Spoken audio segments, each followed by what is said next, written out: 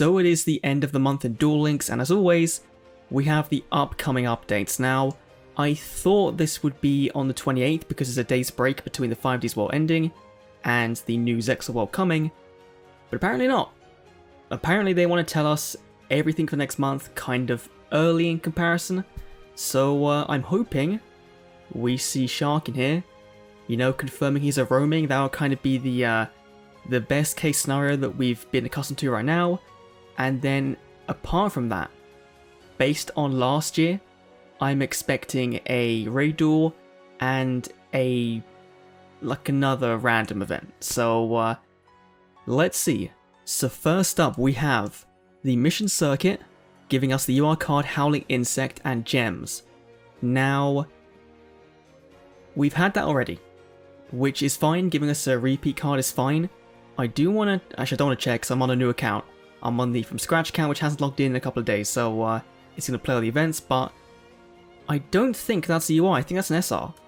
So they might have put that wrong, or the card's actually wrong, we're getting something else. If that changes, I'll put that in the description in the comments, but okay, it's a mission circuit, you can't really complain when it's not a main event. Then we have Taya Garner's Reminiscence of the Future, bringing it back again with a brand new skill.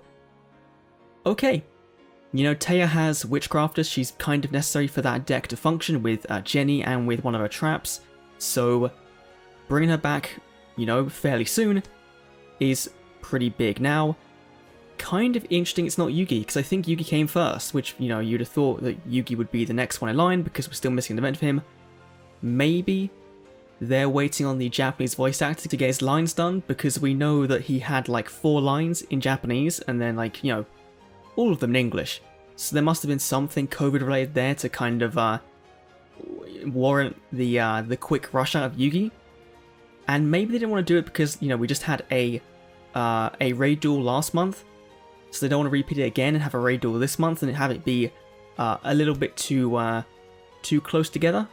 I don't know, but Taya coming back is pretty cool for new players. Again, it's in October, so, you know, new world, bringing back things for new players. It's probably going to be a bunch of reruns. Then with a dual quest, that's fine. Mid-October, Turbo Duel GP with Draco Knight, Draco Equeast, and SR card Archbishop Interceptor. So I know one of these has been changed, so let's take a look at them. So we'll start with Archbishop Interceptor because this card was changed in the most recent update stealthily. While controllers face up a tap position card, when your opponent's monster declares an attack, inflict 500 damage to your opponent. In Duel Links, that is 250, so they did kind of stealth add in the most recent patch 2 or 3 cards for the AIs that have their burn damage halved, and this is one of them, so when we get it, it's probably going to be 250 as well. Not that good of a card. Like, I know why they haven't, you know, they're not, you know, they're changing it, because if you have multiple copies, then having 3 on board is 1500 attack points on every attack, which could be a very unique stall tactic if you found a way to force your opponent to have a battle phase that turn, but not going to see play.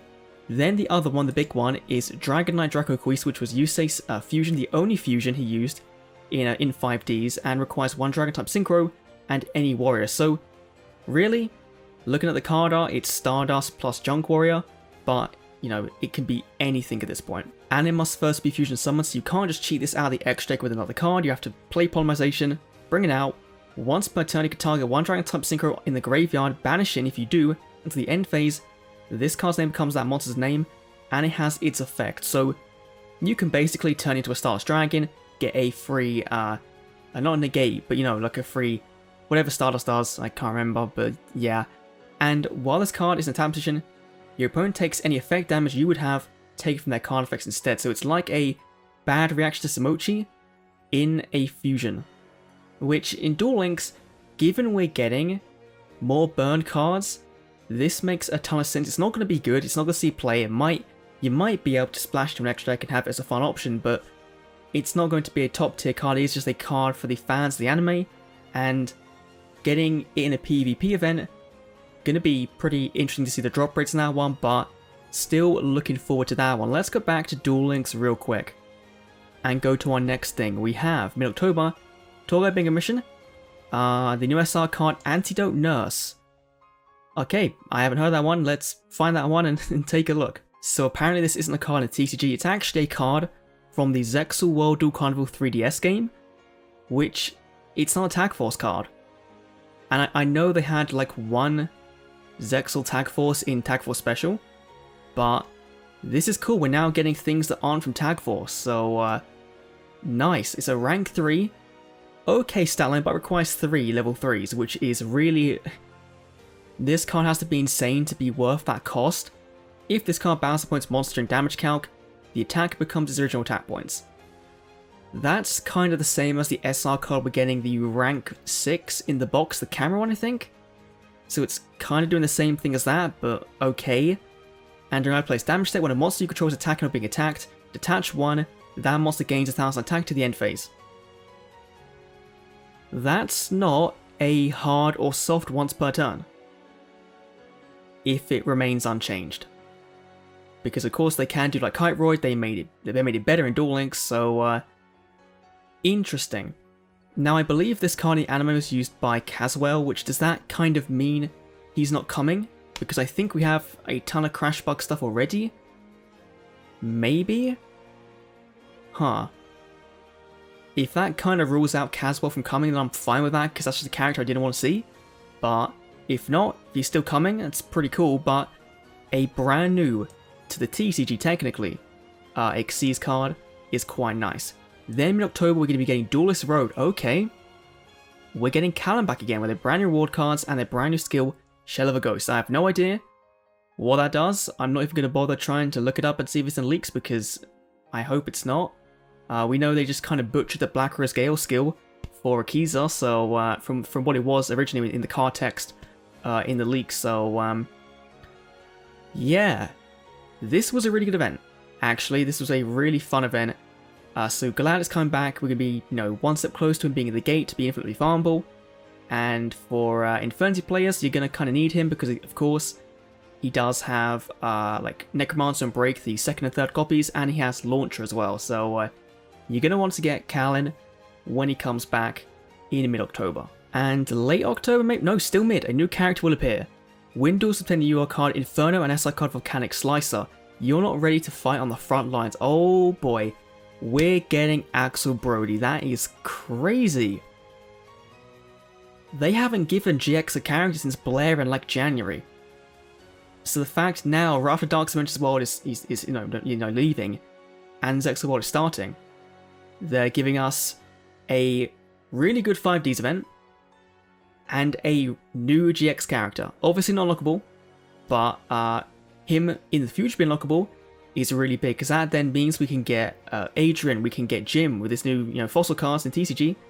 He's definitely on the roster, and I think that then means we're going to take a while to get to Darkness and Night Shroud, and all that kind of stuff in the GX. We're going to take a little bit of a detour, and they might now have enough content to last next year when they're going to seemingly do another filler world. So let's see these brand new cards. I know them already, and they're not bad. So Inferno is our ultra rare. This card I used to play back in the day. Carbon on summon a set must be special summoned from your hand by banishing one fire in your graveyard, and if this card destroys opponent's monster by battle, you inflict 1500 damage to your opponent. Now, are they going to change that? Yes, that will probably end up being 750, or they might change it further down. Obviously, it's kind of weak. You're not really going to be destroying much with just this, but the fact it's an ultra rare kind of, to me, makes it seem like they know there's a combo in Duel Links that can really make this card quite broken. So, interesting we're getting this. I'm pretty sure now we have like the entire contents of that original Flames of Destruction structure deck from back in the day with Infernal Flame Emperor in it. So, that might be a fun video to kind of go back and do. Now, the other card is Volcanic Slicer. Of course, Volcanics being Axel's main deck, and this one is one that really, it's warranted why it didn't come. Good stat line, level 4, once per turn you can just burn your opponent for 500, but it can't attack this turn. And it's not a hard once per turn on the card name. So if you have multiple copies, that's burning for 1500 every turn. Now, again, I think this will be a 250, so it's not as good, which will be interesting because then half the Volcanics deal 500, and like some of them deal 250. So it's interesting. If this is the way they have to go around to give us these characters we thought we weren't getting because we couldn't get the rest of their support, then this is really big. And that instantly kind of makes me look forward more to this new ZEXAL era of Duel Links, because seemingly they're going to go back and give us more GX stuff, which is crazy, and we haven't even seen Antimony yet. In 5Ds, we had an roaming event a couple of months ago, and he's not here yet. Now maybe that'll change in a minute, but we'll see. Late October, there we go, yeah. Shark coming into the game in late October as an unlock. That's way better than last year. You know, we had Sarah, week 1, and then we had to wait until mid-November. Getting him 2 or 3 weeks earlier is really nice, and it does at least make it so that there is plenty of content to kind of get through first of all, and then you aren't kind of left waiting for more if you're a fan of ZEXAL, which means that we might see another ZEXAL character before the end of the year. Which could be Caswell. It could be Flip, it could be, what's-her-face, Kathy? And then in January we get Kite. Huh. Okay. That's pretty good. And in late October mission circuit we're going to be getting nothing. Apparently we're getting nothing. I'm gonna see if, because I'm recording this way later, if anyone's actually found out what this is, and yeah, let's just take a look and see if we can find anything. So this is the card it was in the Japanese version. Playmaker, it's a rank 5 exceeds, requires 3 level 5s, again, kind of going on with that thing of the Antidote Nurse. No one's gonna play this, but this was used by a side character in the anime, in a tournament arc I think it was, or at least the preemptive part of a tournament arc in Season 1, so it does kind of make sense giving us these early Season 1 exceeds. And again, it's a World Duel Carnival card, so getting even more of them. Decent stat line, but when this card is special summoned, you can change all face down defensive results on the field to face up attack. Their effects aren't activated. That's mandatory. Okay. At the end of the damage step, this card attacks a monster. You can detach one from this card, then target one monster your opponent controls with the highest attack. This card can attack once again in a row on that monster. Huh. That effect wouldn't chain, would it? Like, I know this is once in a row. That wouldn't chain, would it? Like, that wouldn't sit there and go, oh, you've killed one? Okay, effect, I can now target the highest one. Effect, target the highest one. If you can, then this might be a fun little tech card for Cyber Dragons being all level 5s. You can use one of the ones we have to make its level the same as Cyber Dragon. Obviously, a bit of a niche use case, but by the time this comes out, we'll have a new mini box, so who knows what support that's going to have in it there. There might be shark themed as well, so huh. Well, that's certainly interesting. Doesn't seem terrible, but it doesn't seem, it's nothing that's going to break the game, which is fine.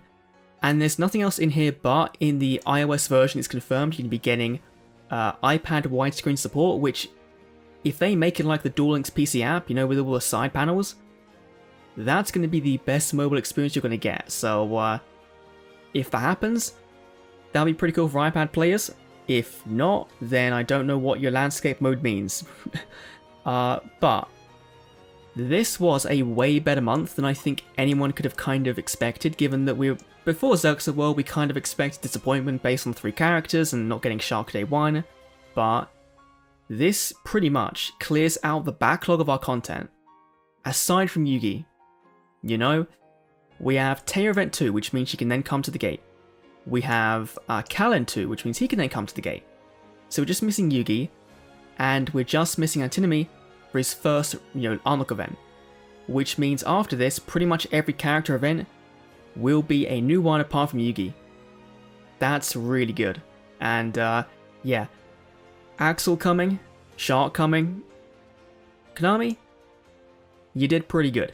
Anyway, let me know if you think down below these brand new upcoming updates for October. We're in October now, technically, for this. Thanks for watching, I'll see you all in the next Duel Links video. See you then.